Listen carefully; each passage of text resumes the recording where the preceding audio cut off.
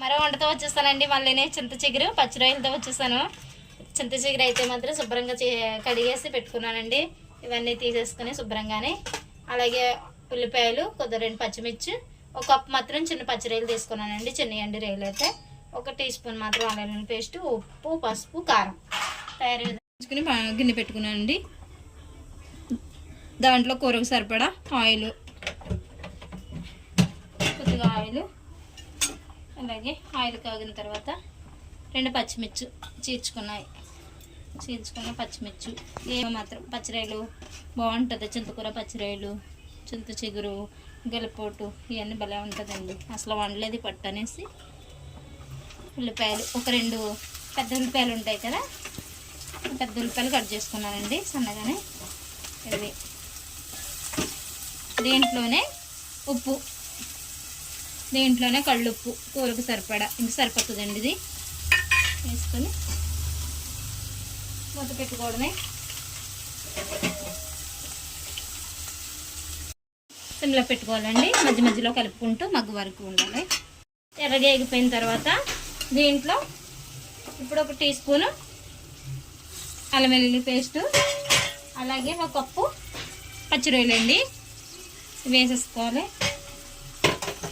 చిన్న రొయ్యలు బాగుంటాయి, ఏ రొయ్యలైనా బాగానే ఉంటాయి. బాగా టేస్ట్ అయితే మాత్రం 1 పావు టీ స్పూను పసుపు, కొంచెం పసుపు అనేసి వాసన రాదు. దీంట్లో కూరకు సరిపడా ఇవన్నీ కూడా బాగా వేగాలి. మధ్య మధ్యలో కలుపుకుంటూ కూడా ఇవి కూడా ఇలాగే చూసుకోవాలి. ఈ లోపల చింతకూర దంచుకోవాలి అండి. ఇది దీంట్లో ఈ రోలు శుభ్రం కడుక్కొని దీంట్లో చింతకూర వేసేసుకొని కడిగేసుకున్నానండి. ముందే కడిగేసుకున్నాను. ఇదంతా కూడా మెత్తగా దంచుకోవాలి. ఇది గచ్చబచ్చగానే, బాగా పేస్ట్ లాగా అక్కర్లేదు, కొంచెం గచ్చబచ్చగా దంచుకుంటే ఇదంతా కూడా మెత్తగా దంచేసుకోవాలి.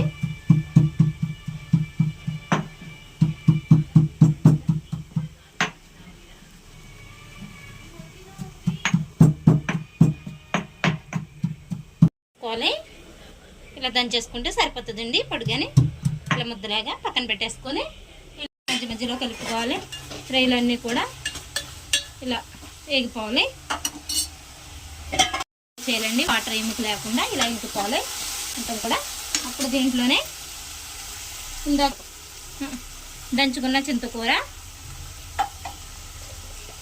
అలాగే 1 టీ స్పూన్ వరకు సరిపోతుందండి కారం.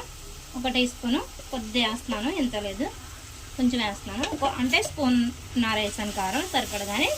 ఇదంతా కూడా ఇంత కలిపేసుకోవాలి. చింత చిగుర ఇవన్నీ కూడా రొయ్యలకు పట్టాలి. ఇది వాటర్ అయితే మాత్రం ఎక్కువ పట్టదు. ఇంక మసాలాలు ఏమి ఉండదు. కొద్దిగా వెల్లుల్లి పేస్ట్ వేసుకుంటే సరిపోతుంది, అంతే. వేసాను కాబట్టి సరిపోతుంది, అంతే. ఇలాగా కొద్ది వాటర్, 1 గ్లాసు వాటర్ వేసుకున్నాను, సరిపోతుంది. ఎక్కువ కూడా వాటర్ అవసరం లేదు, ఇది సరిపోతుంది. ఓకేనా, మూత పెట్టేసుకోవడమే మధ్య మధ్యలో. అంతేనండి, ఇలా మధ్య మధ్యలో కలుపుకుంటూ చేసుకోవాలి. రెడీ అయిపోయింది కర్రీ అయితే మాత్రం చింత చిగురు పచ్చి రొయ్యలు. చూసారా రొయ్యలు ఎలా ఉన్నాయో, సూపర్ అండి. స్టవ్ ఆఫ్ చేసేసుకోవడమే, ఇలా సరిపోతుంది కర్రీ. తినుద్దా? ఓకేనండి, వీడియో నచ్చితే మాత్రం లైక్ చేయండి, షేర్ చేయండి, సబ్స్క్రైబ్ చేసుకోండి. ఉంటానండి మరి, బాయ్ అండి అందరికీ. ఓకేనా, టేస్ట్